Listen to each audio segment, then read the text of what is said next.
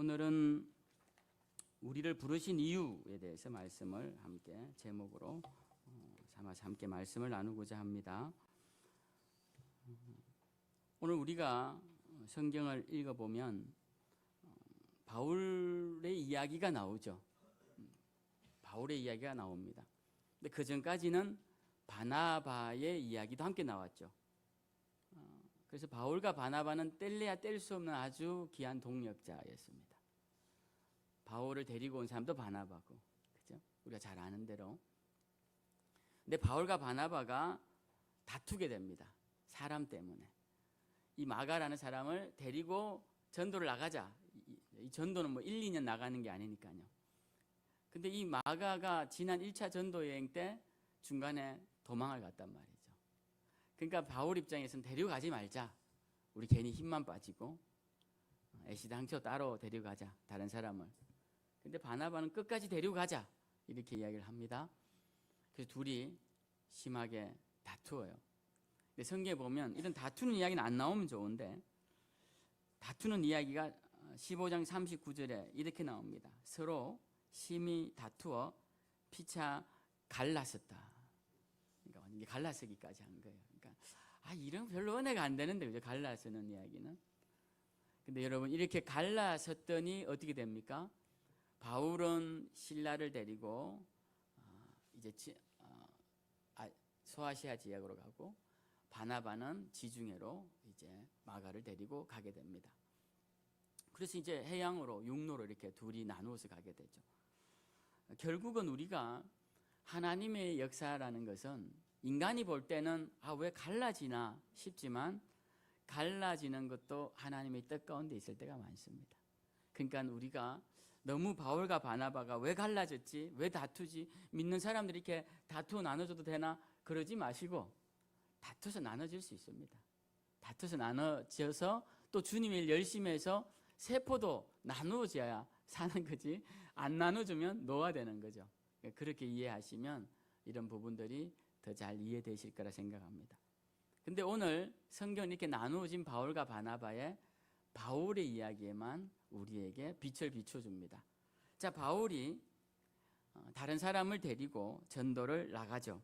오늘 16장 1절에 보면 더베와 루스드라에 이릅니다. 그곳에서 디모데를 만나게 되죠. 우린 디모데 이름만 들어도 잘 아는 유명 인사입니다. 디모데 전후서라는 책이 있고 바울이 아주 사랑하는 제자였습니다. 그리고 디모데서를 읽어보면 그가 얼마나 훌륭한 인물인지를 알 수 있습니다. 근데 여러분 중요한 것은 이 16장 1절에서 디모데가 나온다고 해서 디모데가 중요한 인물이 아닙니다. 2절에도 디모데 이야기가 나오지만 디모데가 중요한 인물이 아니고 3절에도 디모데가 나오지만 중요한 인물이 아닙니다. 오늘 성경에서 바울과 바나바가 제2차 전도 여행을 떠나는데 그것도 중요한 여행이 아닙니다. 우리는 2차 전도 여행이 몇 년 걸렸는지 어디로 돌아갔는지 아무도 여기 기억하는 사람이 없습니다. 예전에는 알았을 터인데 시간이 지나면서 1차 전도 여행, 2차 전도 여행, 3차 전도 여행이 어떤 경로로 어느 시간에 어떻게 했는지 잘 기억을 못합니다. 기억하지 않아도 됩니다. 그것이 중요하지 않습니다. 저는 바울도 중요하지 않다고 생각합니다. 우리가 바울이라는 사람, 우리가 신학교를 다니면요, 바울이라는 책만 이렇게 깨알 같은 글씨로 이렇게 두꺼운 책을 읽습니다. 바울도 중요하지 않습니다. 바울도 중요하지 않아요. 그 읽은 책 내용도 기억나지 않습니다. 그러면 중요한 것이 뭐냐라는 것이죠. 오늘 우리가 읽은 본문에서 중요한 것이 뭐냐? 우리는 이 중요한 것에 관심을 가지면 됩니다. 중요한 것은 5절입니다. 오늘 5절 말씀을 우리가 함께 읽어보죠. 자, 시작. 이에 여러 교회가 믿음이 더 굳건해지고 수가 날마다 늘어가니라. 자, 오늘 바울과 디모데가 전도를 하러 갔습니다. 지금 바울이 전도하는 곳이 어디입니까?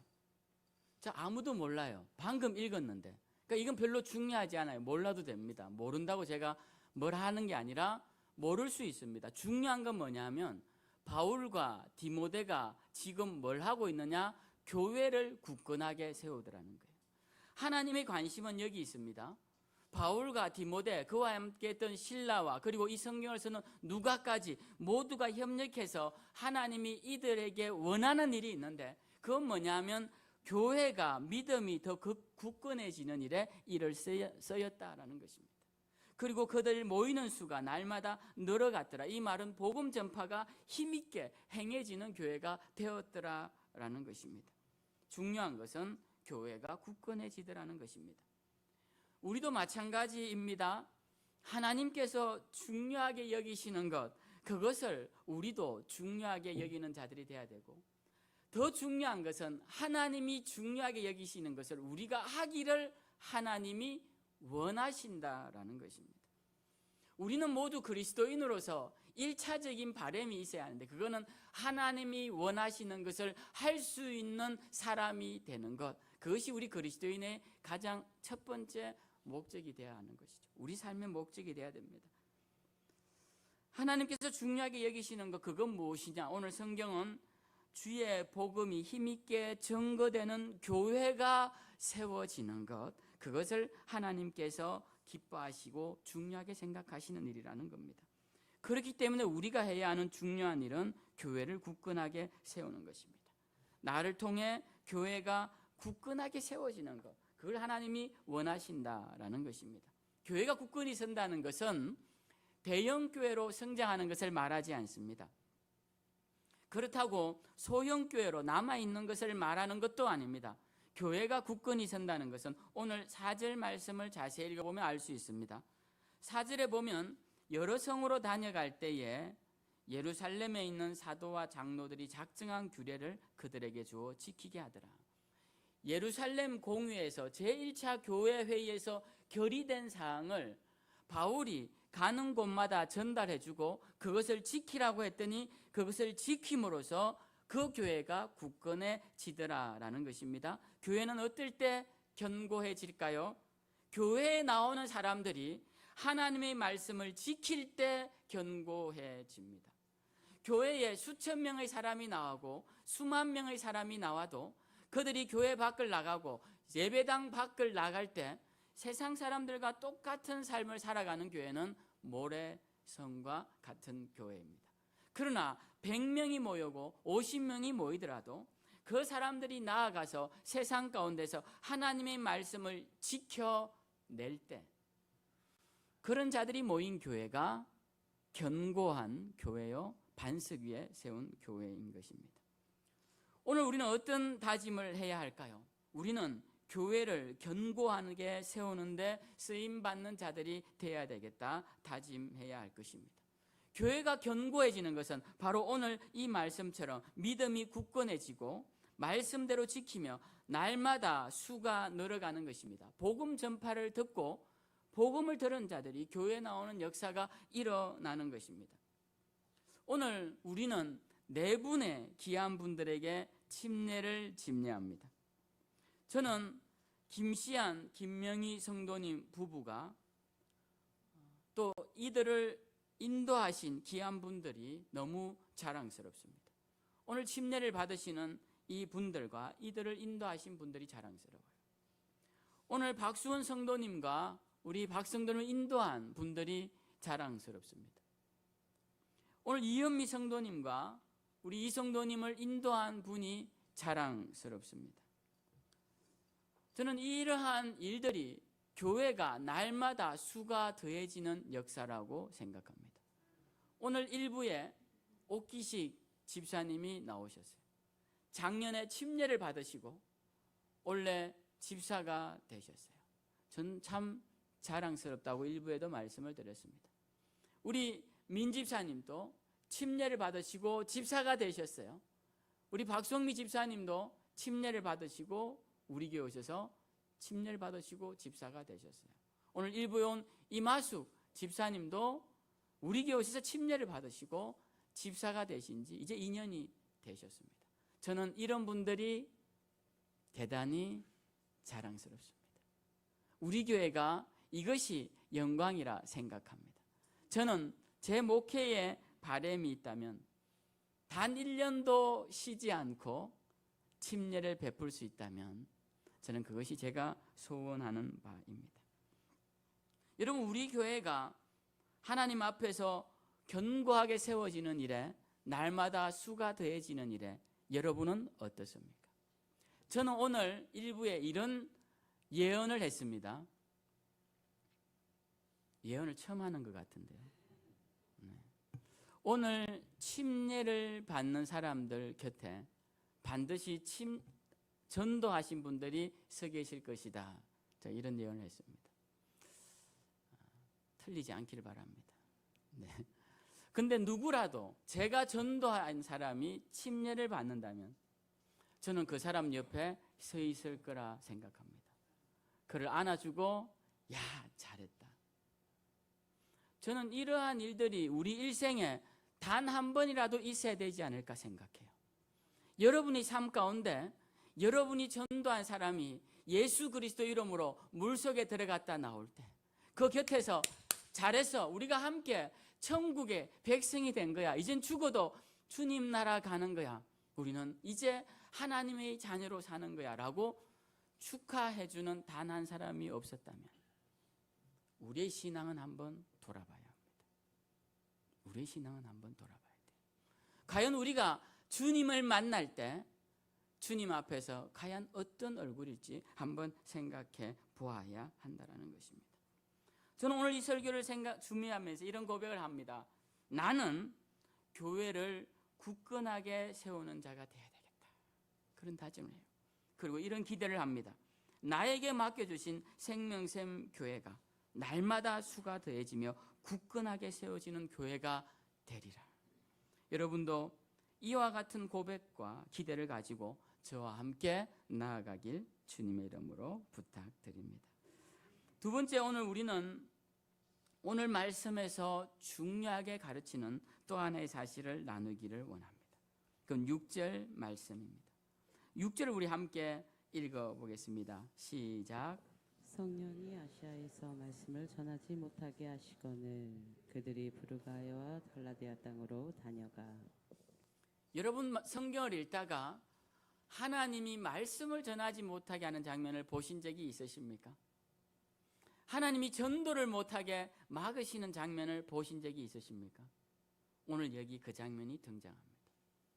아주 특이하고 아주 특별한 순간입니다. 오늘 바울이, 지금 아시아라고 말하면 터키 지방이라고 생각하시면 됩니다. 이 아시아 지방에 복음을 전하고 있는데 성령이 아시아에서 말씀을 전하게 못하게 막으시더라는 거예요. 막으시더라는 겁니다. 근데 하나님은 어떤 분이냐면, 에스겔서를 보면요, 잠깐 구약으로 가보죠. 에스겔서에서 아주 자주 반복되는 말씀이 있습니다. 그게 뭔지 아십니까? 듣든지 아니 듣든지 너는 가서 너에게 구한 말을 백성에게 전하라. 하나님이 에스겔에게 계속적으로 하신 말씀입니다.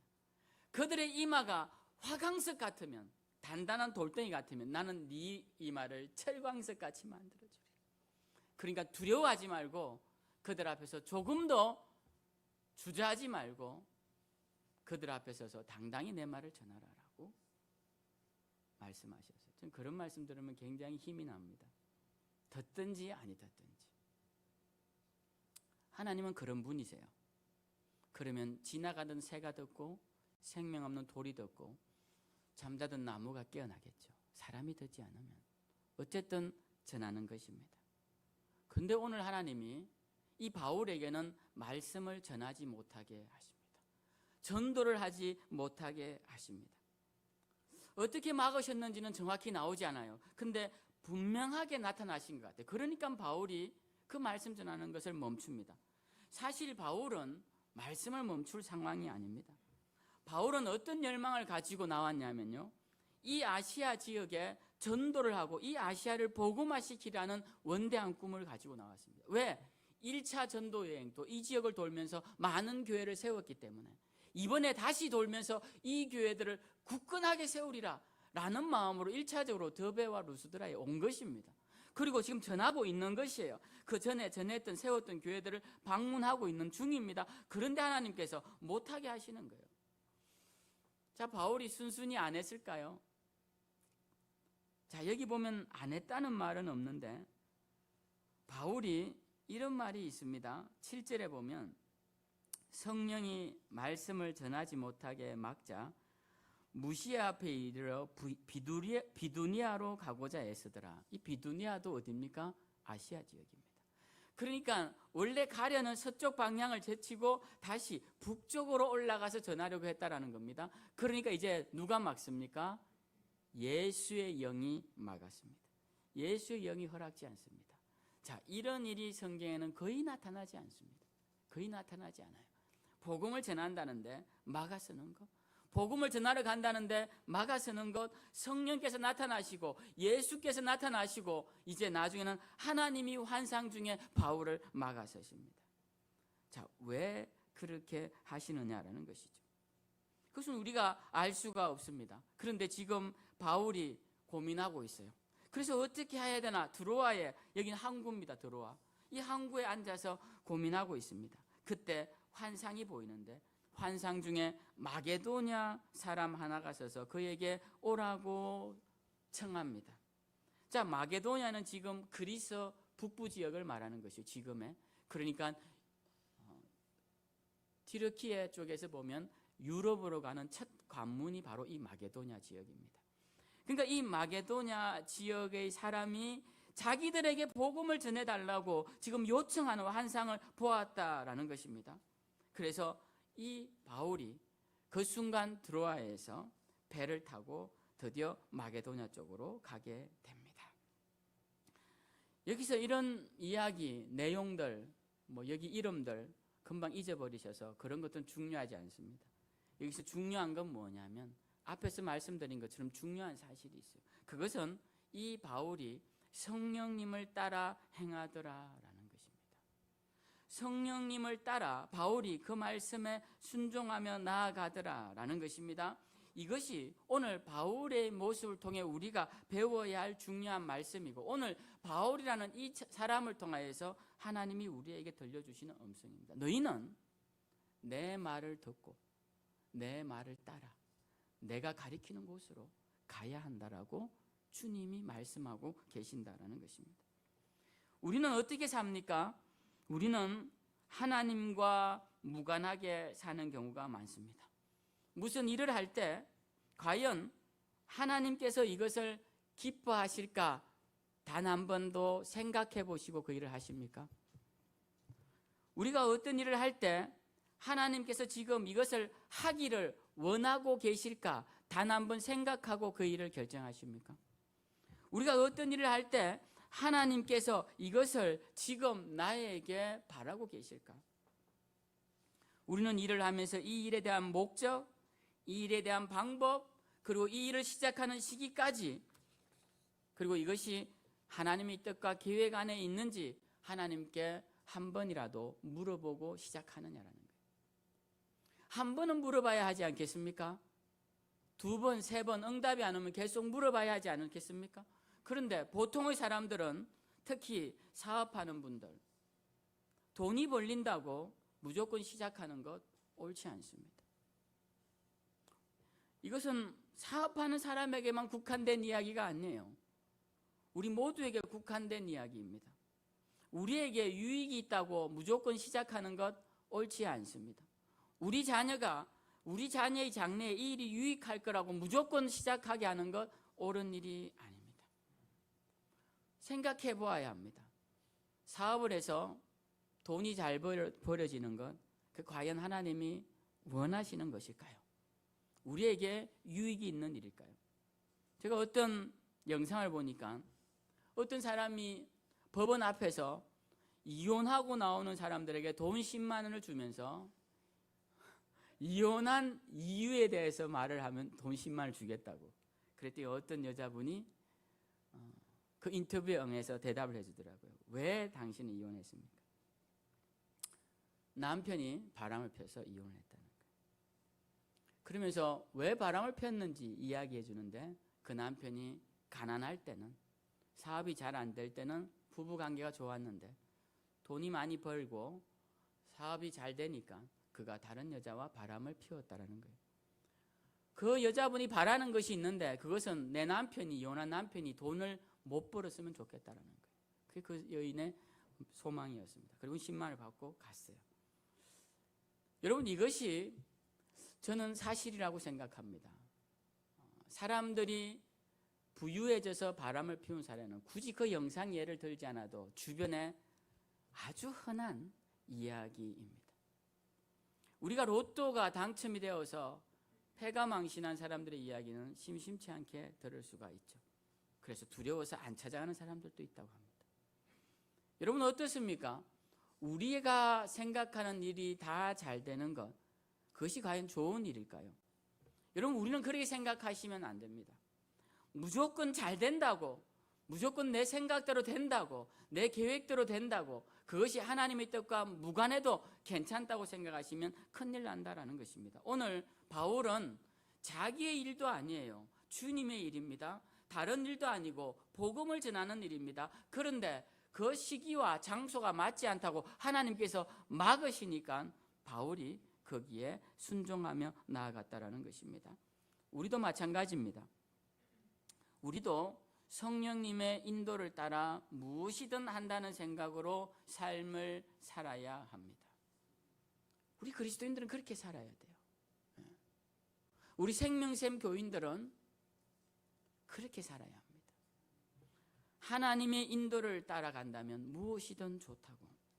지금까지는 내 뜻대로, 내 마음대로, 내가 좋은 대로 내가 결정하며 살았다면 이제 그런 삶을 내려놓고 하나님의 뜻대로, 하나님이 기뻐하시는 대로, 하나님께서 결정해 주시는 대로 살아가기로 우리는 다짐해야 합니다.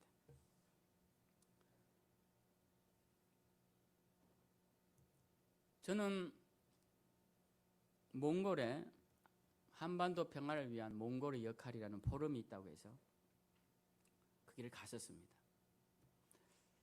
근데 가던 날 우리는 몽골에 있는 작은 교회를 방문하기로 했습니다.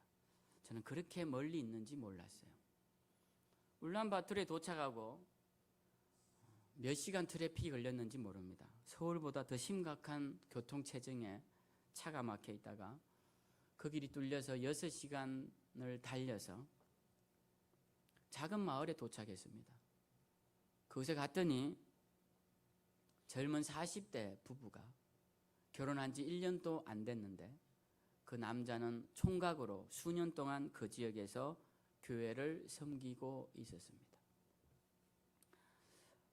그곳은 환경이 열악하죠.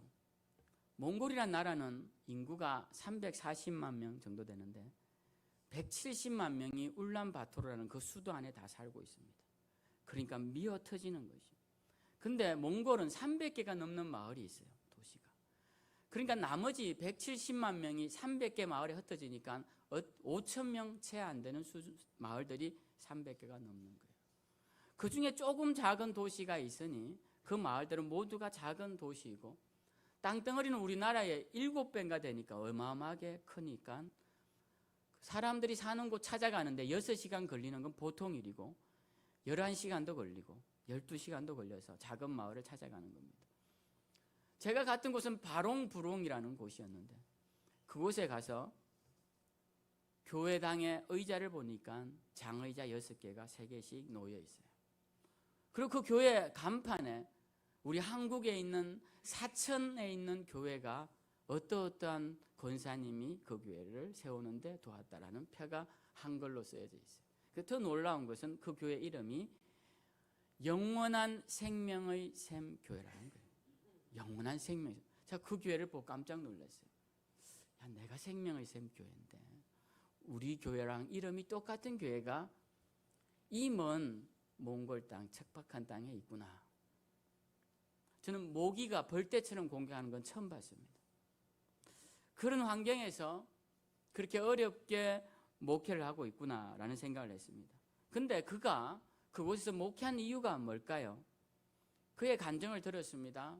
그가 하나님의 인도하심을 따라 이곳에 있고 어떻게 섬겼는지를 들었습니다. 저는 그 이야기를 들으면서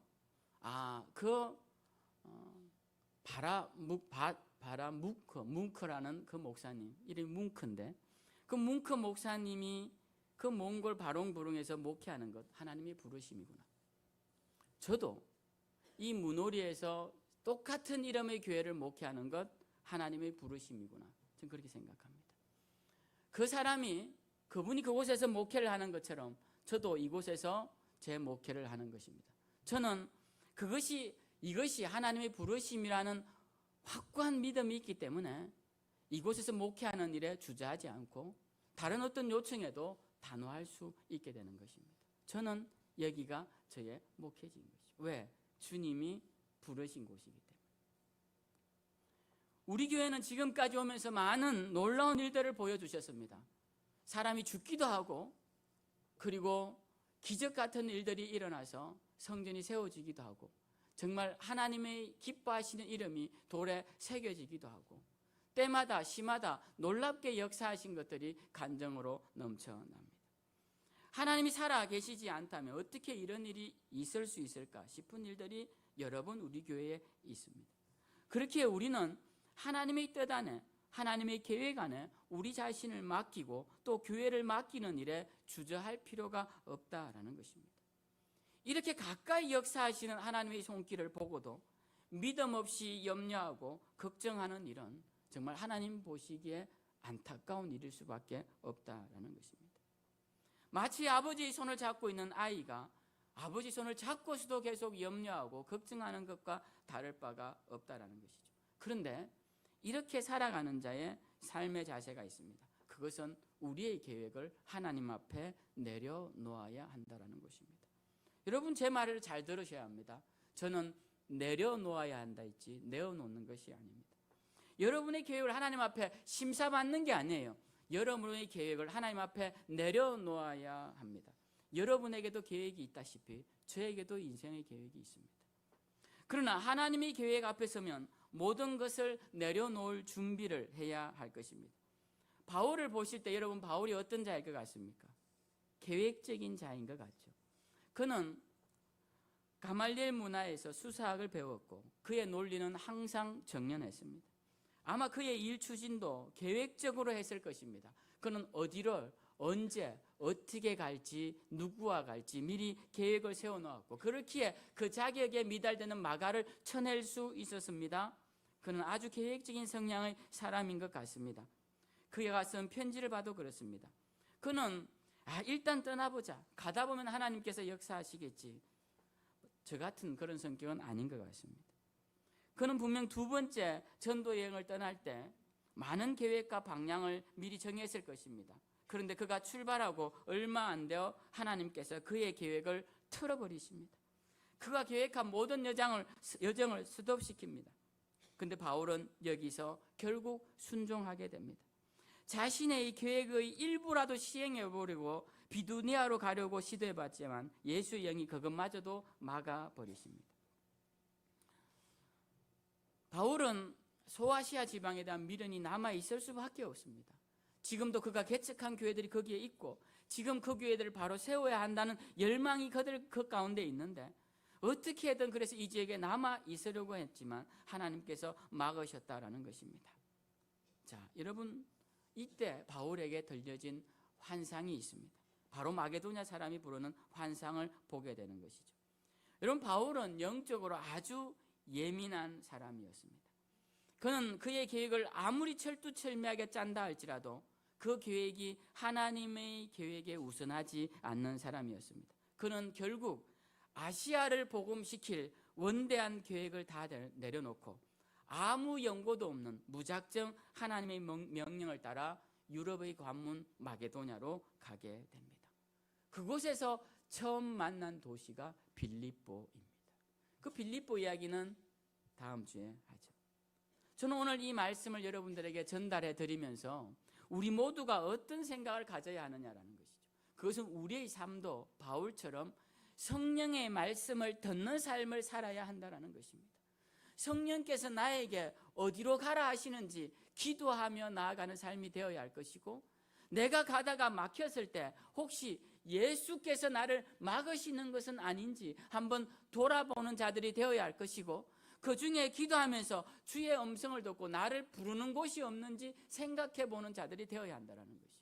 그와 무관하게 사는 자들이 그리스도인이라고 할 수는 없는 것이죠. 내 삶이 내 마음대로 내 계획대로 그래서 내 계획대로 안 되면 분통 터지고 못 견디고 견딜 수 없다면 그가 어찌 하나님의 사람이라고 할 수 있습니까? 기도는 하나님 앞에서 여러분의 계획을 관철시키는 것이 기도가 아니에요.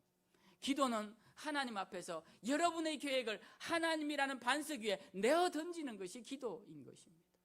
그런 마음으로 쓰는 것이 기도예요. 그러니까 너무 여러분의 계획을 관철시키려고 하지 마십시오.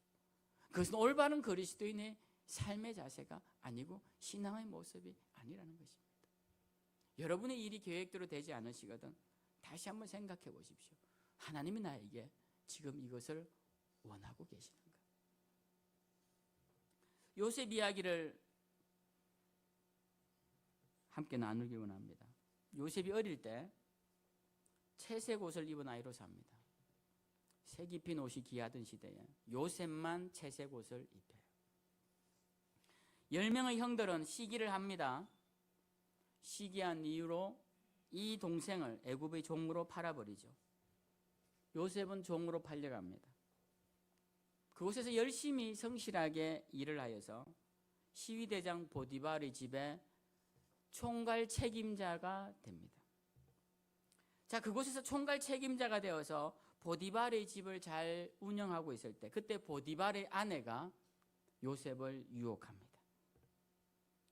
그때 요셉이 유명한 말을 하죠. 보디발의 아내에게 이런 말을 합니다. 주인이 이 집에 있는 모든 것을 나에게 맡겼습니다. 근데 단 하나 당신만은 맡기지 않았습니다.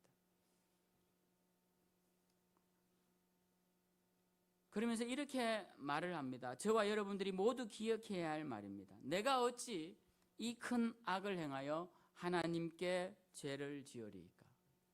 우리는 이 죄가 보디발에게 짓는 죄라고 생각합니다.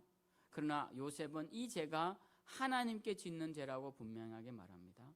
내가 당신을 범함으로써 내가 하나님께 이 큰 죄를 지을 수가 있겠습니까? 우리 그리스도인들은 늘 이런 자세로 살아야 합니다. 요셉이 그렇게 하나님 앞에 바로 선 자로 살 때 그에게 기다리고 있는 것은 바로 왕의 감옥이었습니다. 근데 여러분, 이 요셉이 간 감옥은 일반 감옥이 아니에요. 이가 간 감옥은 왕의 감옥으로서 왕의 최측근들 그리고 그 당시 정치적 권력에 있던 정치범들이 가는 감옥이었습니다.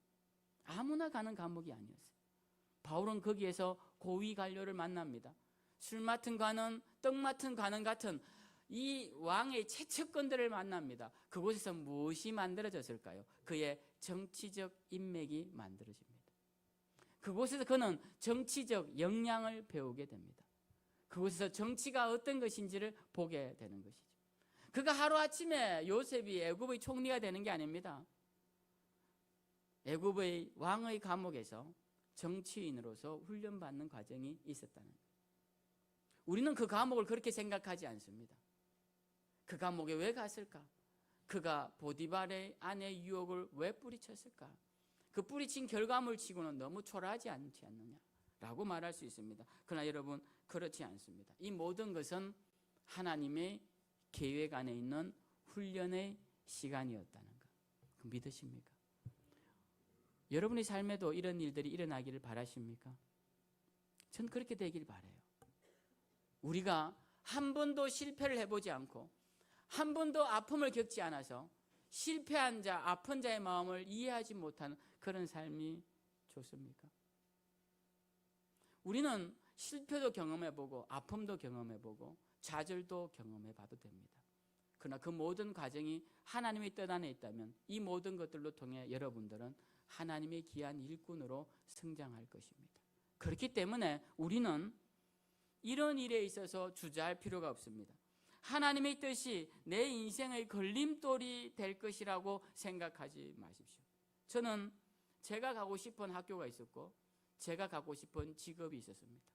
하나님이 저에게 그것을 꼭 이루어 주셨으면 좋겠습니다라고 기도도 많이 했어요. 그런데 그렇게 되지 않더라고요. 신학교를 들어갈 때 저는 좌절 속에 들어갔습니다.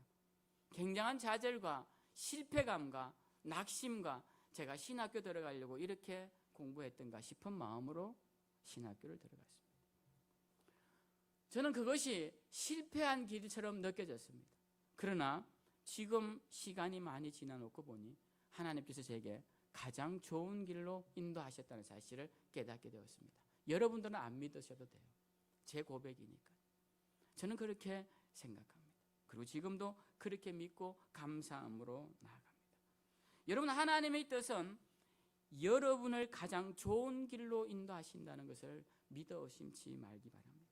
문제는 우리 눈앞에 보이는 시련을 하나님의 뜻임에도 불구하고 나아가는 일에 주저한다는 것에 있습니다. 문제는 눈앞에 보이는 불빛이 하나님의 뜻이 아님에도 불구하고 달려든다는 데 있는 것입니다. 그게 문제인 겁니다. 우리는 오늘 성령이 막으시고 예수의 영이 허락지 않는 것, 그래서 그 부르심에 결국 순종하고 나아가는 한 사람을 보게 됩니다. 하나님은 바울을 기억하라고 말씀하시는 게 아니에요. 이 사건을 통해 나도, 너도, 우리 모두도 다 이렇게 순종해야 한다 라고 하나님이 우리에게 말씀하고 계신 것입니다. 오늘 이 말씀은 그 누구에게도 예외적인 사항이 아닙니다. 우리 모두에게 해당되는 사항입니다.